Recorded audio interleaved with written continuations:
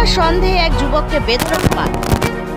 মেলার মধ্যে ছেলে ধরা সন্দেহে বেধড়ক মার এক যুবককে পাতুলিয়া পঞ্চায়েতের বাসিন্দা নাজির হোসেন, বয়স 32 বছর। ঈদ উপলক্ষে মেলায় এসেছিল মোহনপুর পঞ্চায়েতের কাঠালিয়ায়।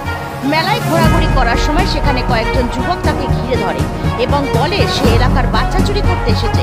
এরপর শুরু হয় গণপ্রহার। গুরুতর জখম অবস্থায় প্রথমে ব্যারাকপুর বিএন বসু হসপিটাল ও পরে কলকাতা আরজি করে স্থানান্তরিত করা হয়েছে। অবস্থা গুরুতর।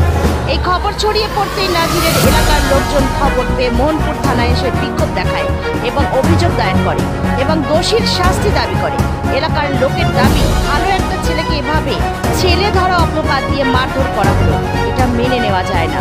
এলাকায় উত্তেজনা থাকায় পুলিশ পিকেট বসানো হয়েছে। Bureau report, news 24 Bangla live. ঘটনা ঈদের মেলা চলছে, 4 দিন ধরে ঈদের মেলা চলছে। আমাদের একদম বর্ডার এরিয়া, আমাদের রহড়া থানা এবং মোহনপুর থানার বর্ডার এরিয়া।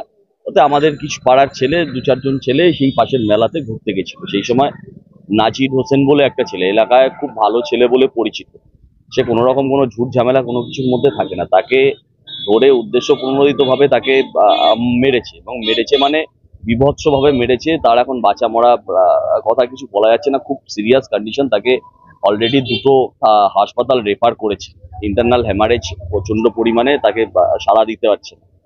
জানি না, ছেলে ধরা সন্দেহ। ছেলেটাকে সবাই চেনে এলাকার, এরকম বিষয় না যে ছেলে বাইরের ছেলে, একদম পার্শ্ববর্তী এলাকার ছেলে। সকালবেলা ওরাও ওই ছেলেকে চেনে, এই ছেলেও ওই দিকে যায়, যাতায়াত করে। কোনো রকম ভাবে কোনো মানে ছেলে ধরা সন্দেহ করাটাই উচিত না, হতেই পারে না। সেই রকম ছেলেই না, ছেলে একদম নিরীহ ছেলে। সমস্ত এলাকার, যেই এলাকার ছেলে সেই এলাকার থেকেও খবর নিতে পারেন। সম্পূর্ণ নিরীহ ছেলে, কোনো রকম কোনো সমস্যা ঝামেলা ওর নামে মানে একটা মশা মারতে গেলেও মনে হয় ভেবে মারে, এরকম ছেলে। হ্যাঁ, আমাদের দলের কর্মী, তৃণমূল কংগ্রেসেরও কর্মী, অতনু দাস।